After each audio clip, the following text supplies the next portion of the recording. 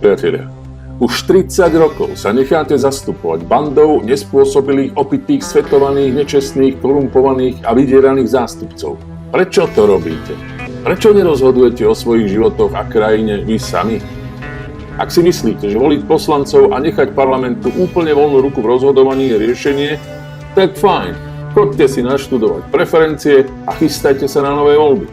Popri tom môžete podávať aj tikety. Garantujem vám, že skôr sa vám podarí vyhrať milión, ako zvoliť si kompetentný a poctivý parlament. Pre tých, ktorí už majú neschopného parlamentu pokrk, mám dobrú správu. Riešenie existuje. Je to referendum. Áno, priatelia, je to referendum. Musíte mu však začať veriť. To sa vážne na Slovensku nájde občan, ktorý ešte verí politikovi? Namiesto splnených sľubov zrada, namiesto uľahčenia života buzerácia. A v parlamente čistý chaos. A to každé 4 roky. To už len slepý nevidí, že politici stratili akékoľvek zábrany. Parlament nemá brzdu, je úplne odtrhnutý z reťaze, ide z kopca, bude len zrychľovať a pokiaľ to niekto nezastaví, všetci si roztrepeme huby. Priatelia, referendum je jediný nástroj, ktorým dokážete ten parlament zastaviť. A mali by ste sa ho veľmi rýchlo naučiť používať. Začnite si už konečne veriť. Prestaňte byť leniví a zbabelí a začnite už o sebe rozhodovať. Počuli ste, čo som povedal? Rozhodovať. Vy nechcete rozhodovať. A to je presne to, čo chcú aj politici. Oni nechcú, aby sme rozhodovali. Oni rátajú s tým, že vy nechcete rozhodovať. Robia všetko preto, aby to tak aj zostalo. A aby nás z procesov rozhodovania odstavili a moc si ponechali. Oni totiž vedia, že referendum v rukách občanov je pre politikov smrteľný nástroj, ktorým občania politikov o tú moc oberú. A toto oni nechcú dopustiť za žiadnu cenu. A nechcú to ani médiá vlastnené oligarchami, ktoré vytvárajú atmosféru strachu a tvrdia, že nechať rozhodovať hlúpy, nevzdelaný a neschopný národ je čistá samovražda.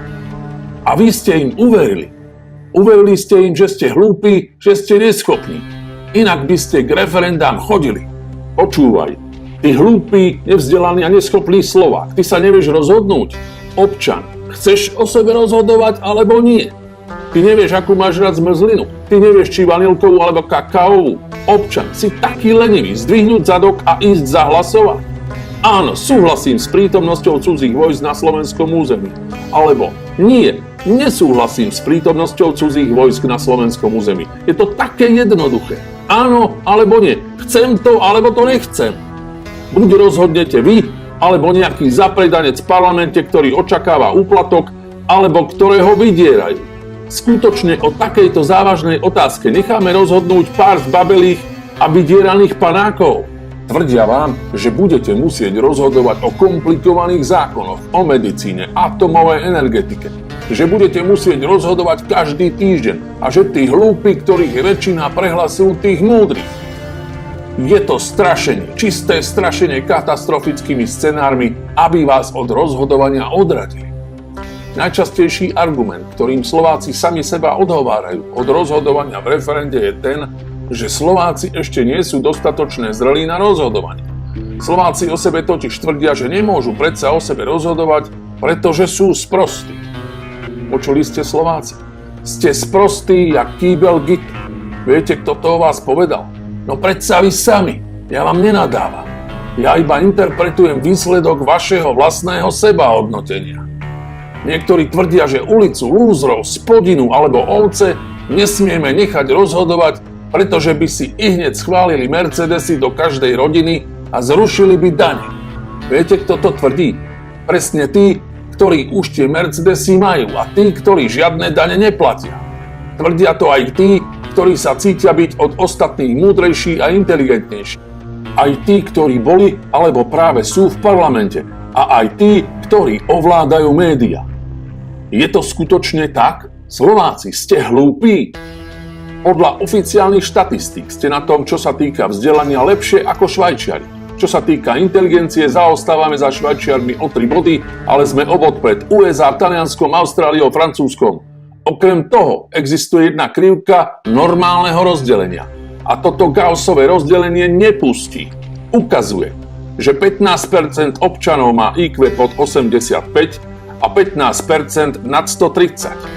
A ten 70-percentný stred sú úplne normálni Slováci. Nie sme hlúpi, sme úplne priemerní. A prezradím vám tajomstvo. Sme plne kompetentní rozhodovať. Rozhodovať o čomkoľvek, aj o jadrovej energetike. Ak o tom môže rozhodovať v parlamente bábko-herečka, tak o tom môže rozhodovať aj 800 ďalších vyštudovaných bábko-hercov v referende. Ak môže o štátnom rozpočte rozhodovať jeden počiatok a 30 ekonomických lobistov, tak o tom môže rozhodovať aj ďalších 30 000 vyštudovaných ekonómov, plne kompetentných vyjadrovať sa k rozpočtu. Okrem toho, že sme rovnako priemerne inteligentní ako ktorýkoľvek vyspelý národ sveta, rozhodovanie nie je o inteligencii. Je to o schopnosti posúdiť, čo je pre nás dobré, dôležité a prospešné. A my, občania, vieme veľmi dobre, čo je pre nás a krajinu najlepšie. Svetovaný psychopat z parlamentu sa však rozhoduje podľa toho, čo je najlepšie pre neho. Zapredanec sa rozhodne veľmi rýchlo a rozhodne sa podľa toho, aký veľký batok s hotovosťou mu ponúkajú, alebo podľa toho, ako veľmi je kompromitujúce to video, ktorým ho vydierajú. Občania, za prvé, nie sme hlúpi, sme úplne priemerní. Za druhé, nebudeme musieť chodiť k referendu každý týždeň, iba vtedy, ak parlament niečo dobabre. Za tretie, nebudete sa rozhodovať v špecifických otázkach energetiky, medicíny, rozpočtu alebo daní, iba vtedy, ak parlament niečo dobabre. Uvedomte si, že naše spoločné rozhodnutie bude výhodou pre nás, pre občanov, a nie pre skupinku lobistov, ktorá protiobčianskymi zákonmi sleduje vlastné záujmy. Okrem toho, parlament pocíti, že nás už nemôže klamať, pretože máme moc seknúť mu po prstoch. Ale to musíte najskôr dokázať. Dokázať tak, že sa nenecháte manipulovať médiami a začnete k referendám chodiť. Občania, zúčastňujete sa domových schôdzí a na nich rozhodujete o svojom bývaní. Prečo sa ale nezúčastňujete rozhodovania o svojej vlastnej krajine? Na domovej schôdzi rozhodujete o správe vlastného majetku. Rozhodujete o tom, či opraviť schodište, vymeniť dvere alebo zatepliť. Áno, presne o tom rozhodujete a rozhodnúť sa viete.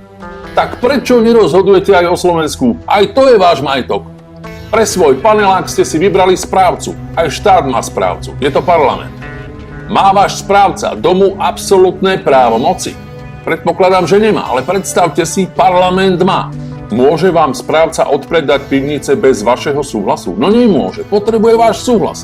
Správcovi ste dali obmedzenia, avšak parlament môže odpredať slovenské elektrárne len tak, bez kohokoľvek súhlasu. A pritom je to verejný majetok, váš majetok. Môže vám váš správca do domu nasťahovať 5 asociálov a nariadiť vám, aby ste im prispievali na stravu, oblečenie vreckové bez vašeho súhlasu? No nemôže, ale parlament môže. Parlament môže rozhodnúť, že do každého domu nasťahuje 5 neslovákov a my, občania, proti tomu nebudeme môcť nič urobiť. Môže si váš správca zmeniť domový poriadok bez vašeho súhlasu? Môže meniť dohodnuté pravidlá? Alebo svojvoľne pridávať nové ustanovenia, nariadenia a príkazy? Môže vám zakázať vchádzať do domu? Môže? No nemôže. O domovom poriadku rozhodujete predsa vy a nie správca. Ale predstavte si, parlament dohodnuté pravidlá, to je z ústavu, meniť môže a aj to robí a náš súhlas k tomu nepotrebuje. Priatelia, každé 4 roky si volíte nového správcu, ale nejako vám to nevychádza. To musí byť už aká viera, ktorá vás presvedčí, že že fakt už teraz to vyjde a zvolíte si dobrého správcu. Pretože to je čistá viera, vážení. Všetká vaša nádej, že tentokrát to vyjde, je založená na viere. Ale fakty sú iné. Ak nebude mať správca jasne stanovené mantinely a bude diktovať on vám a nie vy jemu, tak ten správca nikdy nebude vašu vôľu rešpektovať. A toto nie je viera, priatelia. To je holý fakt, potvrdený 30-ročnými skúsenosťami, kde napriek slobodným voľbám sa vám nikdy nepodarilo zvoliť si čestného správcu. Najkomickejšie na tom je, že ste obviňovaní. Vy, občania voliči, ste obviňovaní, že ste tupí. Že tupý národ, tupý parlament. A túto vinu odsúvajú vám. Nie ste tupí a nie je to vaša vina. Problém je niekde úplne inde. Parlament nemá ústavne stanovenú povinnosť rešpektovať vašu vôľu. To je problém, že ak vám politik nasľubuje a vy ho zvolíte a potom vás zradí, nič sa mu nestane. A viete prečo? Je to veľmi jednoduché. Pretože on vás zradiť môže. Priatelia, on môže. Tento spoločensko-politický cirkus, sľuby, voľby, zrada, funguje úplne dokonale. V tak nastavenej zastupiteľskej demokracii, ako je na Slovensku a rovnako aj v iných krajinách, je tento kolotoč zákonitý a nedá sa z neho vystúpiť. Parlament dostanete pod kontrolu iba vtedy, ak začnete rozhodovať. Rozhodovať v referendách. A hneď v prvom rozhodnutí zatrhnete poslancom svojvolu v rozhodovaní a zakážete poslancom meniť ústavu bez vášho súhlasu. To je úplne podstatná podmienka, aby zastupiteľská demokracia začala normálne fungovať. Zhrnieme to takto. Občania, ak nechcete rozhodovať v referendách, tak si zaslúžite, aby do parlamentu boli zvolení tí najarogantnejší, najhlúpejší, najzlodejskejší, najskorumpovanejší, najvydieranejší a najzapredanejší feťáci, akí kedy po Slovensku chodili. No a potom ich nechajte rozhodovať za vás. Priatelia, máte však aj inú možnosť. Začať rozhodovať v referendách.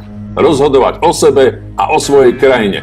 Je to jediná vec, ktorá prinesie zmeny. Iné riešenie totiž neexistuje.